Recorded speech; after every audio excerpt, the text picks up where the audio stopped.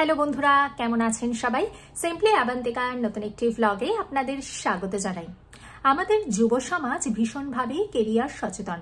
ছোটবেলা থেকেই তাদের মধ্যে থাকে বিদেশে গিয়ে উচ্চ শিক্ষার স্বপ্ন। তাদের মধ্যে পছন্দের দেশের তালিকায় একদম প্রথমের সারিতেই চলে আসে আমেরিকার নাম। বর্তমানে যারা 2025 সালে স্টুডেন্ট ভিসার মাধ্যমে আমেরিকায় আসবেন বলে ভাবছেন, তাদের জন্য কিছু সতর্কীকরণ আমি এই ভিডিওর মাধ্যমে আপনাদের সাথে শেয়ার করছি।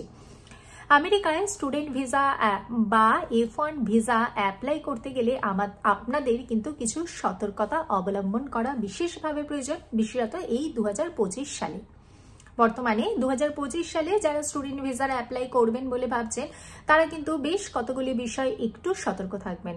প্রথমত, আপনারা কোন ইউনিভার্সিটিতে আপনারা অ্যাডমিশন নেবেন বলে ভাবছেন, সেই ইউনিভার্সিটিটা যেন উচ্চ সারির ইউনিভার্সিটি হয়। সেই ইউনিভার্সিটিতে অ্যাডমিশন নেওয়ার জন্য আপনাকে কিন্তু একটু প্রিপারেশন নিতে হবে। যেরকম তার জন্যতে যে এন্ট্রান্স এক্সাম রয়েছে, যেরকম জিআরই বা TOEFL, সেখানেতে ভালো মানের স্কোর লাগবে। পাশাপাশি আপনার যে একাডেমিক ব্যাকগ্রাউন্ড, তার উপরেতেও কিন্তু একটু নজর দেবার প্রয়োজন রয়েছে।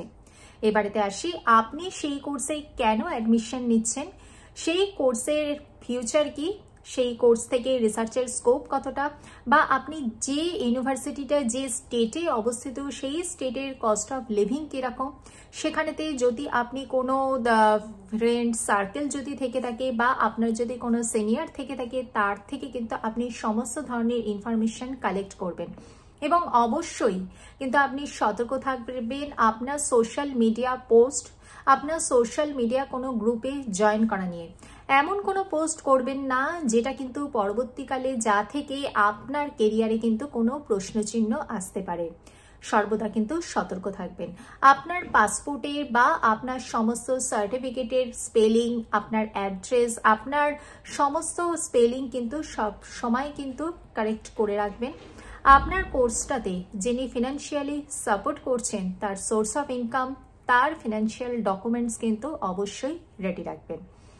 আমেরিকাতে আসার পর বর্তমানেতে আপনাকে হয়তো কিছু স্ট্রাগল প্রাথমিক অবস্থায় করতে হবে, কারণ আজকে আপনি পৃথিবীর যে কোনো দেশেই যান না কেন, তার জন্য কিন্তু আপনার জন্য অপেক্ষা করছে স্ট্রাগল। কয়েক বছর স্ট্রাগল করার পর আপনি সুন্দর সোনালী ভবিষ্যতের স্বপ্ন অবশ্যই দেখবেন, তার আশা আমরা অবশ্যই রাখি।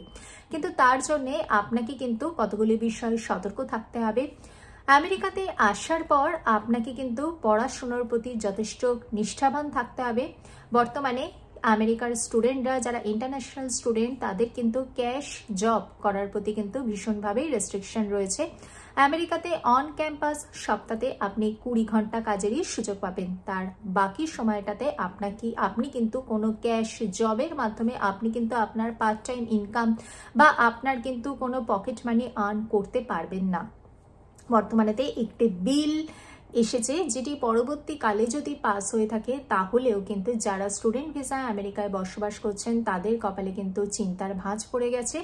সেই বিলটি যদি পাস হয়, তাহলে ওপিটি, এই ওপিটির বিলুপ্তি হয়তো হয়ে যাবে। ওপিটি বলতে বোঝায় অপশনাল প্র্যাকটিক্যাল ট্রেনিং।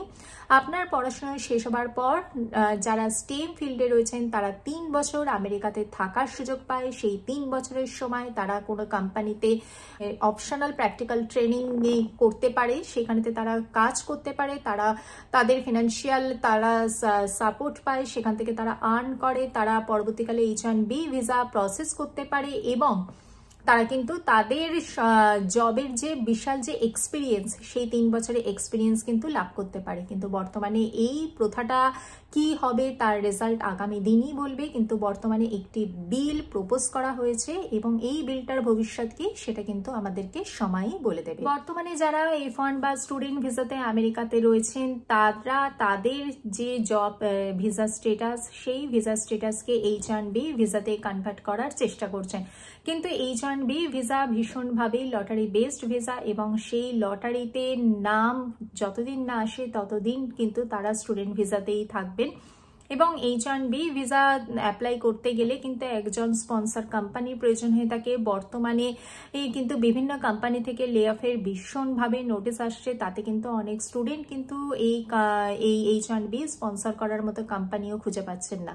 অথচ তাদের মাথায়, অনেকেরই মাথায় থাকে বিশাল পরিমাণ লোনের বোঝা। সেই লোনের বোঝা নিয়ে তারা আমেরিকা থেকে কিন্তু তারা ফিরে আসতে অনেক সময়তেই বাধ্য হবে হয়তো, বা হতে পারে, সেটা এখনই এরকমভাবে বলা যাচ্ছে না, কারণ এখনো পর্যন্ত সেই বিলটি আইনে রূপায়িত হয়নি।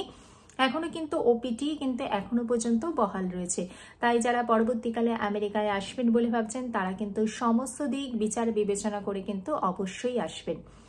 আমেরিকাতে যারা স্টুডেন্ট হিসেবে পড়াশোনা করছেন তারা কিন্তু আমেরিকান ইকোনমির ওপরেও কিন্তু বিশাল একটা প্রভাব পড়ছে, কারণ আমেরিকান স্টুডেন্টরা যে পরিমাণ টিউশন ফিস আজকে এখানকার ইউনিভার্সিটিগুলোতে পেমেন্ট করে, ইন্টারন্যাশনাল স্টুডেন্টরা কিন্তু তার থেকে অনেক গুণ টিউশন ফিস কিন্তু তারা পেমেন্ট করে থাকে। শুধুমাত্র যে টিউশন ফিস সেটাও নয়, টিউশন ফিসের পাশাপাশি তারা হাউস রেন্ট, ইউটিলিটি বিল, তাদের ট্রাভেলিং এক্সপেন্সেস, ইন্স্যুরেন্স, ফুড, সমস্ত কিছু খরচাই কিন্তু তা ইউএস ইকোনমির ওপরেতে কিন্তু বিশাল একটা প্রভাব পড়ে থাকে। তাই যারা পরবর্তীকালে আমেরিকায় আসবেন বলে ভাবছেন তারা কিন্তু সমস্ত দিক বিচার বিবেচনা করে তবেই কিন্তু আমেরিকাতে আসবেন এবং চেষ্টা করবেন উচ্চ মানের কোনো ইউনিভার্সিটিতে অ্যাডমিশন নেওয়ার, এবং আপনার সোশ্যাল মিডিয়া অ্যাকাউন্ট, আপনার ক্রিমিনাল রেকর্ডস যেন সমস্ত কিছু একদম ক্লিয়ার থেকে থাকে। আপনার কোর্সটাতে যিনি স্পন্সর করছেন তার ফিনান্সিয়াল ব্যাকগ্রাউন্ড, তার সোর্স অফ ইনকাম এবং আপনার কিন্তু সমস্ত একাডেমিক কোয়ালিফিকেশন কি যেন একদম নিট অ্যান্ড ক্লিন থেকে থাকে, সেই ব্যাপারগুলোতে কিন্তু অবশ্যই একটু নজর দেবেন। ভিডিওটি ভালো লাগলে লাইক করবেন, চ্যানেলটিকে সাবস্ক্রাইব করবেন। দেখা হচ্ছে পরবর্তী ভিডিওতে। ভালো থাকবেন, সুস্থ থাকবেন। নমস্কার।